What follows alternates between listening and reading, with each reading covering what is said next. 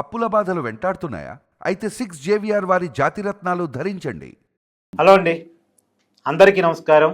నేను మీ కట్టా కార్తీక్. వైసీపీ తరపున ఈ మధ్య కాలంలో ఎక్కువగా మీడియా ముందుకు వచ్చి మాట్లాడుతున్న వ్యక్తి మాజీ మంత్రి అంబటి రాంబాబు.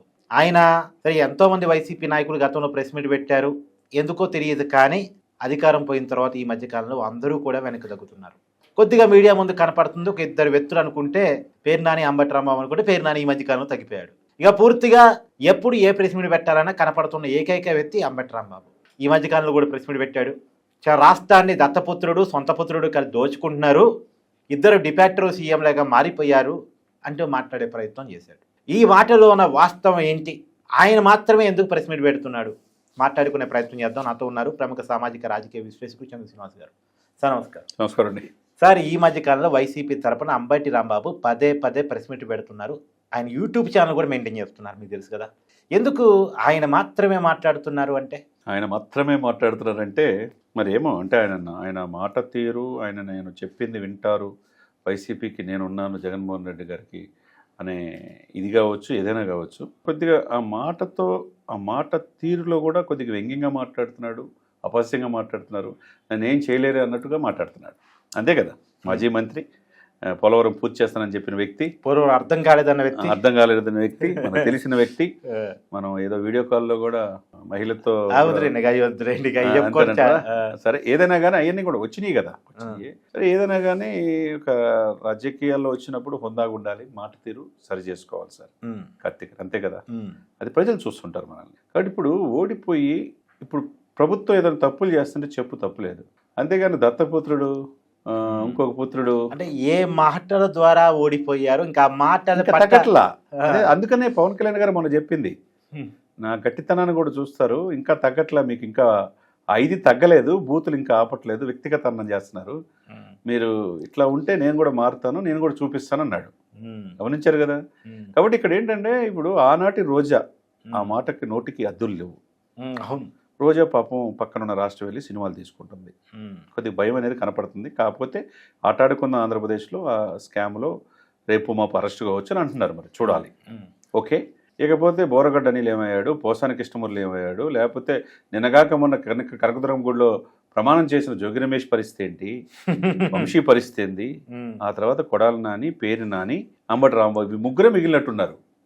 ఏది ఇష్టం వచ్చినట్టు నోటికి దుర్భాషలాడి వ్యక్తిగతం చేసి పవన్ కళ్యాణ్ రాజకీయాల్లో పనికిరాడన్న వ్యక్తి, ఇష్టం వచ్చినట్టు చంద్రబాబు నాయుడు లోకేష్ని విమర్శించిన వ్యక్తులు, వీళ్ళ ముగ్గురే పేరు నాని, కొడాలి నాని అండ్ ఇతనే అంబటి రాంబాబు గారు మిగిలి ఉన్నారు. వాళ్ళే ప్రెస్ మీట్ రావట్లేదు, అట్టాగు ఈయన కూడా వస్తున్నాడు. కాబట్టి ఏంటంటే అంబటి రాంబాబు గారు సుదీర్ఘమైన అనుభవం, రాజశేఖర రెడ్డి గారితో పాటు పనిచేశాడు, సీనియర్ ఎన్ఎస్యూ లీడర్ కానీ ఎదిగిన వ్యక్తి, అప్పుడు కూడా ఎమ్మెల్యేగా పనిచేశాడు.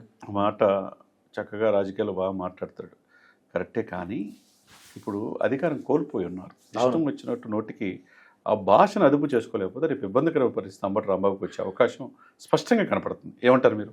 ఖచ్చితంగా సార్, భాష అదుపులో ఉండాలి కదా.